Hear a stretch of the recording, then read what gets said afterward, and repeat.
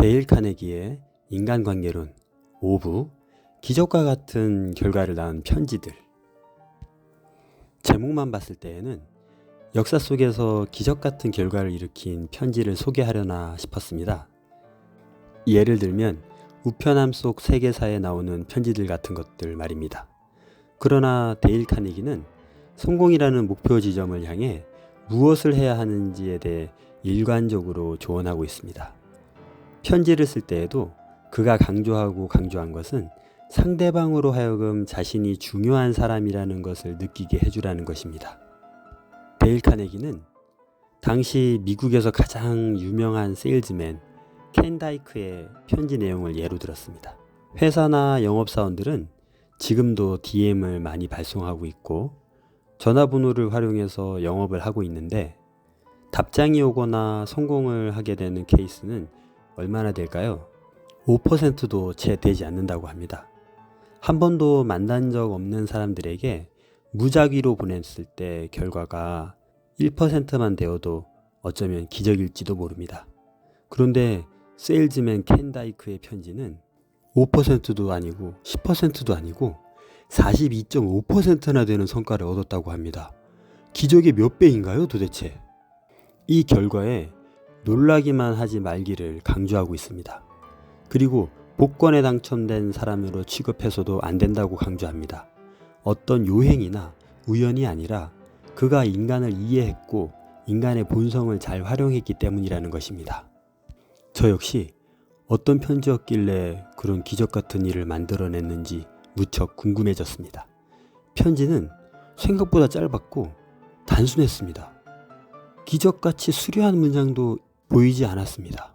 어떤 마법의 힘이 있었을까요? 그것은 바로 상대에게 중요한 사람이라는 느낌을 가질 수 있도록 편지를 썼다는 것입니다. 켄 다이크는 당시 데일 카네기의 강의를 듣고 그대로 실천했다고 합니다. 그는 광고를 얻어내기 위해서 편지를 썼는데 광고 요청에 대한 부탁이 아니라 아주 사소한 문제를 해결해 달라고 부탁했다는 것입니다.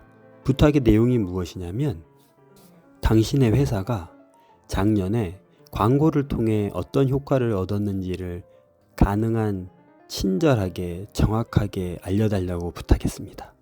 최대한 자신을 낮추고 상대방을 부각시키려고 노력하며 썼고 상대를 친절한 사람으로 미리 규정해 놓고 잘 전해주실 것을 예상하고 있는 뉘앙스로 정말 감사한 마음을 전하는 편지였습니다. 편지를 받은 사람들은 자신을 믿음직한 사람으로 알고 있고 작은 부탁에도 아주 친절하게 잘 들어줄 수 있는 사람으로 믿고 있기 때문에 그들의 마음은 움직였던 것입니다. 그것도 절반에 가까운 사람들이 움직인 것입니다. 놀라울 따름입니다. 그것도 데일 카네기의 강의를 듣고 실천에 옮겼다니 기적은 정말 우리 가까이에 있는 것일까요? 벤저민 프랭클린은 데일 카네기보다 150년이나 앞서서 이 방법을 사용했다고 합니다. 그를 의회에서 공개적으로 비난하는 사람들이 있었는데 위기를 느낀 프랭클린은 그와 맞서지 않고 오히려 자신을 좋아하게 만들어야겠다는 역발상을 했다고 합니다. 그리고 자신을 비난하는 상대방에게 책 한 권을 빌릴 수 있으면 감사하겠다는 부탁을 하게 됩니다.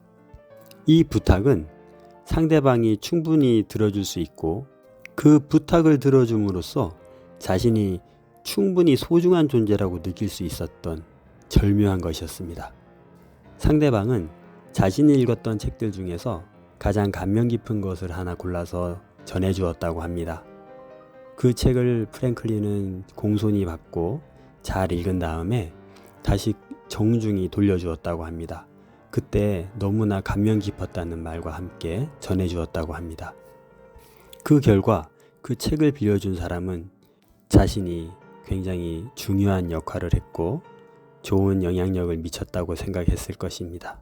그 때문인지 둘은 사이가 정말 좋아졌고 함께 골프도 치는 사이가 되었다고 합니다. 사실은 믿어지지 않는 결과입니다. 여러분은 여러분과 관계가 좋지 않은 사람들과 어떻게 그 관계를 회복합니까?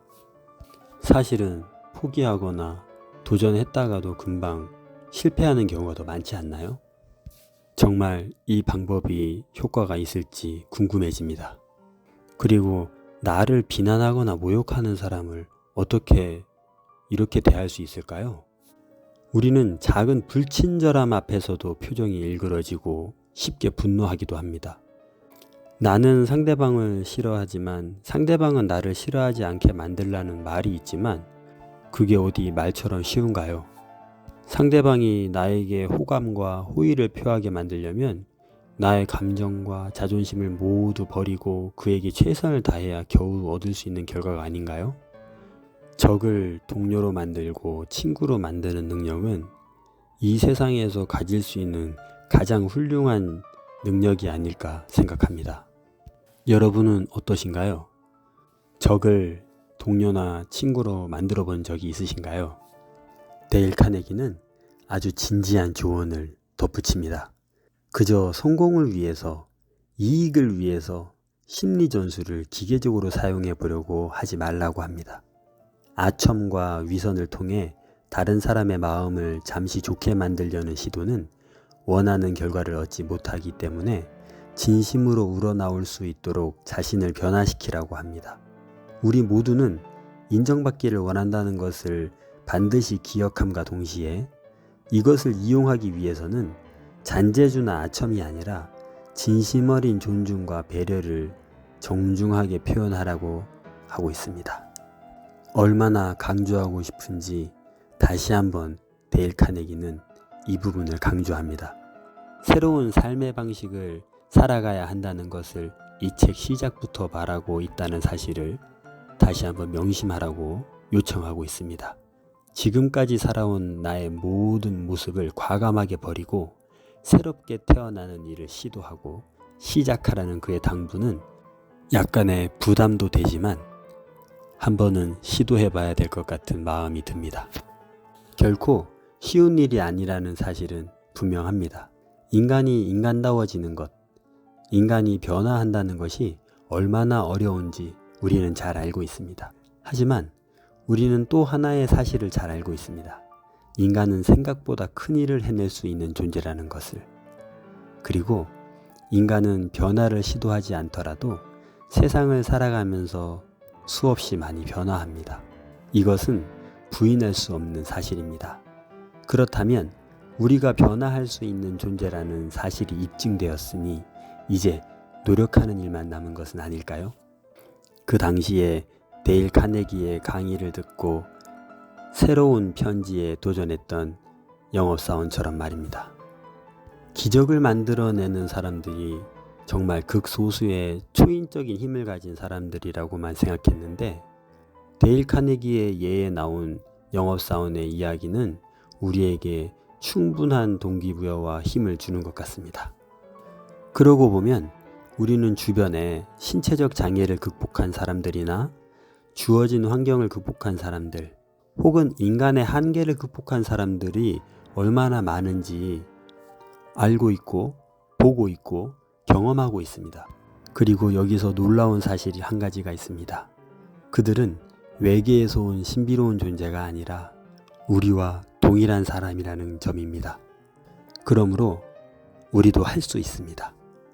이제 숨 한번 크게 쉬고 마음 따뜻한 차 한 잔 마시고 입가에 미소를 장착한 후 거울 속에 비친 소중한 자신을 사랑해주고 앞으로 만나게 되는 모든 사람들에게 기적을 발휘해 보십시오. 정말로 당신에게 그 기적이 일어날 것입니다.